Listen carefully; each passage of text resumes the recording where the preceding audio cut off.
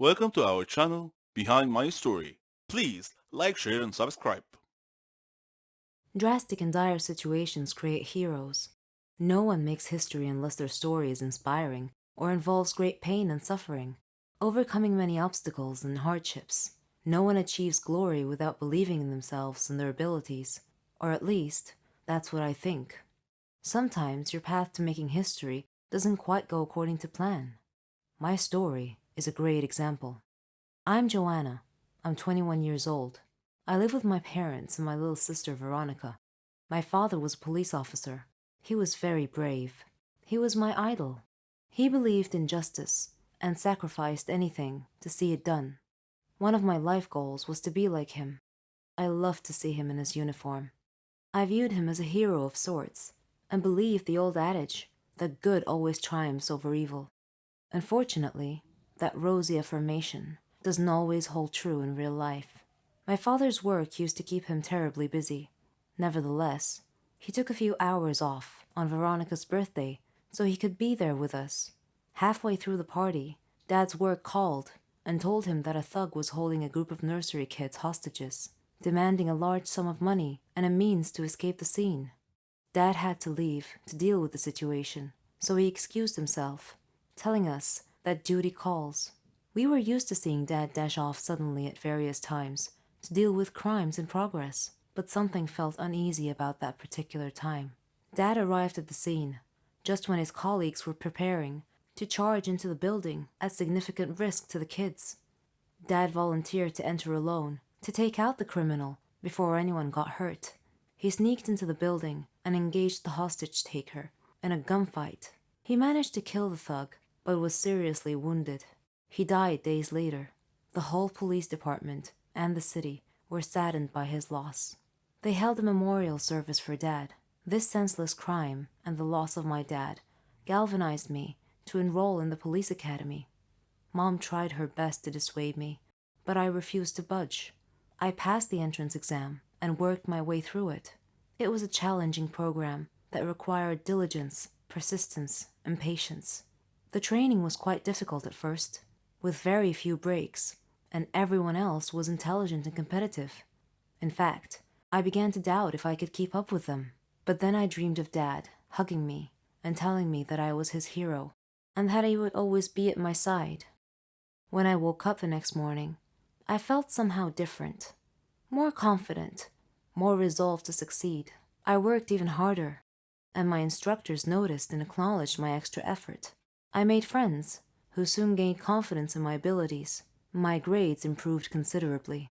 Graduation day came, and I anxiously waited to see what my first assignment would be. I was ready to tackle crime, to fight for justice, for all. Unfortunately, my first assignment was as a traffic cop. I was disheartened to see my peers get more prestigious positions, even though I had higher grades than they did. Dejected, I went home and told my mom. She encouraged me and told me that everyone had a job to do and should do it to the best of their ability. Rewards would come in time. She said she appreciated the work of traffic cops, who kept city traffic flowing smoothly during accidents and other abnormal situations. Her words helped me to accept my situation. Regardless, the work was boring, and I still envied my peers for their more important and more glamorous assignments. Life's just not fair.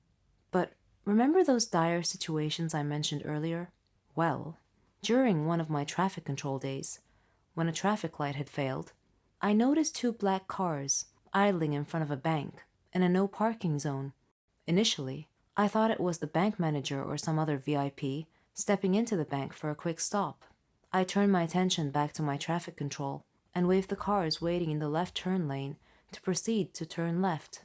Then, I looked back at the bank and noticed that a man had gotten out of one of the black cars and stepped over to speak with the bank guard, standing outside the bank. Suddenly, he struck the guard and knocked him unconscious. Then the cars emptied as a group of masked men exited and rushed into the bank. These actions all occurred in quick succession. An armed robbery was in progress. I called the police station on my radio and reported the incident. The police quickly showed up and took the waiting car drivers into custody. The masked men had no choice but to remain inside the bank with the customers as hostages. They were trapped. They threatened that if they weren't let go free with the money, they would blow up the bank and kill all the hostages. My father's life and death scene played across my mind like a movie rerun. I watched the policemen discussing what to do. I felt that I knew more about these city blocks than they did, because I spent many hours every day plying these streets, directing traffic. So I volunteered to enter the bank alone. Since this was my beat, I knew that the bank had a secret entrance that the criminals couldn't have known anything about. Thanks to my police training, I was able to easily pick the lock on the secret door and sneak in through the back. I saw 2 hallways, one to the left and one to the right. I decided to take the one on the left. I expected that the right one would lead me to the lobby, where the criminals were holding the hostages. As I moved stealthily, I heard a noise and discovered that I had reached the lobby instead. There were 4 masked men watching the hostages, who had been tied up. Then, I spied a bomb in the midst of the hostages. These guys were definitely serious. One of the hostages spotted me, and I gestured to him not to speak or look at me. Unfortunately, one of the thugs had already noticed the hostage looking in my direction. He looked over and saw me. I fired and hit him in the shoulder. I knew the shot would cause the other policemen to rush in, so I needed to distract the masked man quickly. One criminal was holding a hostage in front of him, and he told me he would kill her if I didn't put my gun down. I lowered my gun to the floor, stood up, and raised my hands. All the masked men were watching me with their backs to the main entrance. Just as I was about to get shot, the police squad rushed in and told them to freeze. The thugs surrendered. The hostages thanked me, and the police chief thanked me for risking my life for the hostages. The next day, the governor called me into his office and praised my bravery and dedication. He surprised me by transferring me from the traffic control division to the crime prevention division. I felt my father's spirit watching me at that moment and smiling with pride. My friends began calling me the Girl of Steel, and I was perfectly okay with that. Love what you do until you can do what you love. This is a famous quote that inspires people to seek out their dream job. I heard that quote at school before I graduated and entered the working world. What's that, you ask? Was I successful in achieving my dream? Well, I came this close. Let me tell you about it. My name is Max and I'm 19 years old. Poverty and I are intimate friends and constant companions. I live in one of the poorest neighborhoods in my city. Most of the local citizens work at the seaport. The rest of us, we make a living by scavenging through and collecting rubbish. But I wasn't just an ordinary rubbish collector. No, sir, I was a specialist in that field, like my dad before me. Dad taught my brothers and me how to do it expertly. This is how it worked. Factories liked to use recycled materials to reduce the cost of buying new materials, so we would go to the city rubbish pile and separate out materials into different piles, such as plastics, glass bottles, milk cartons, tin cans, and so on. Then we would sell those materials to factories for reuse in making their products. This recycling process saved the factories a ton of money, but unfortunately, that didn't translate into a ton of money for us rubbish collectors. I had a dream one day of opening my own factory and just sitting back and watching the money flow in. When I told Dad that, he told me that good fortune only happens for a select few people. After hearing those words, I went to bed and dreamed about my future factory. Little did I suspect that my dream might actually come true someday. One day after working late collecting rubbish, while on the way home, I suddenly heard voices coming from a large rubbish pile in front of my home. It seemed that people were using that pile as a place of business to sell drugs and booze. An argument was brewing between 2 groups. Each group were wielding sticks and knives as makeshift weapons. One guy in Group A had a gun and shot someone in Group B, so someone in Group B stabbed gun guy in Group A. After that, a full-on fight ensued, with everyone in both groups joining in the fray. Within minutes, I heard approaching police sirens, which caused the fight to break up and both groups to run away, leaving the bleeding gun guy lying on the sidewalk. I tried to help him by staunching his bleeding. As I was doing so, I noticed a lottery ticket beside him with a letter saying that it was the winning ticket for $1 million payout. I froze. I looked around. No one was watching, so I acted, somewhat ignobly. Then I left quickly. If the police were to arrive and find me with the bleeding man, they might think that I had done it.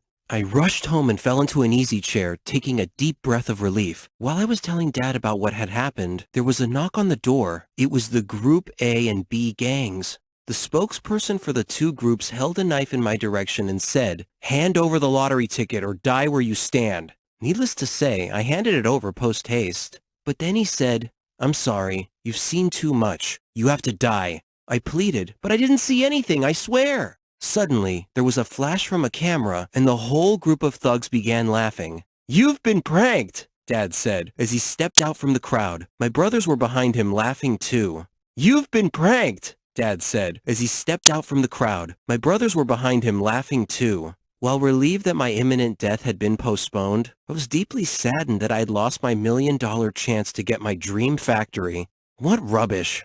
Everyone has his own unique gifts. God gave us these gifts to help us and society. Some people use these gifts for good, while others use them for evil. My story deals with this latter group of people.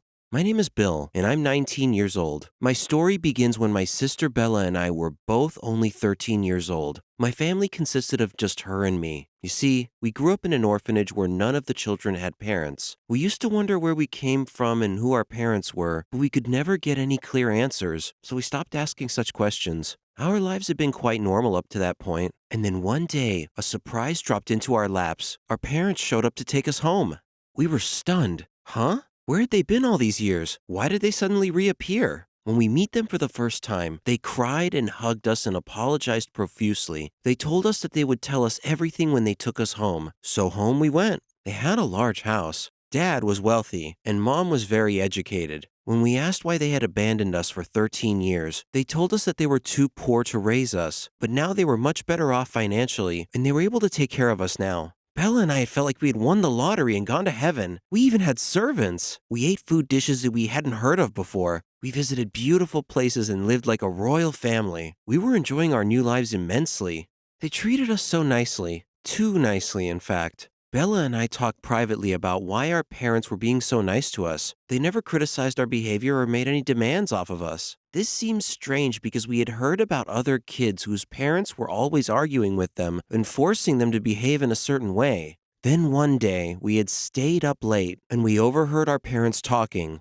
Mom said, "Now's the right time. They are in good health and can bring us a lot of money." Dad replied, "But I've grown fond of them." Mom said, "Your kind heart will land us in prison. We just need to take them to the arranged place so we can sell their hearts and kidneys to our affiliates." Whoa! After hearing this macabre conversation, we sneaked out of the house and ran all the way to the orphanage. We told our caregivers what we had overheard, and they relayed our story to the police. The police then visited our new home, but found it empty. So Bella and I are still orphans today, and if those two people were our real parents, we'd prefer to just remain orphans a little longer, thank you very much.